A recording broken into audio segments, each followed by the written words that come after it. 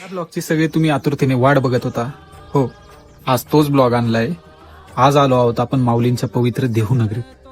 ही तीच भूमी आहे जिथे संत तुकाराम महाराजांनी आपल्या अभंगांनी लाखो लोकांच्या जीवनात दिशा दाखवली.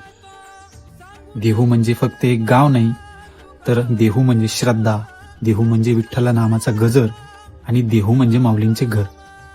इथली हवा, इथली माती, सगळीकडे भक्तींची अनुभूती जाणवते. याच देहूतून पंढरीची वारी सुरू होते. लाखो वारकरी विठ्ठल विठ्ठल या नामाचा गजर करत एका ध्येयाने चालत जातात. देहूच्या या पवित्र गल्लीमधून चालताना मन आपोआप शांत होतं आणि माऊलींच्या चरणी नतमस्तक होतं. आज याच देहू नगरीतून मी तुमच्यासाठी घेऊन आलोय एक भक्तिमय प्रवास, जो तुम्हाला विठ्ठलाच्या जवळ नेईल. म्हणून देहू म्हणजे एक फक्त गाव नसून ते विठ्ठलाचं मनही मानलं जातं.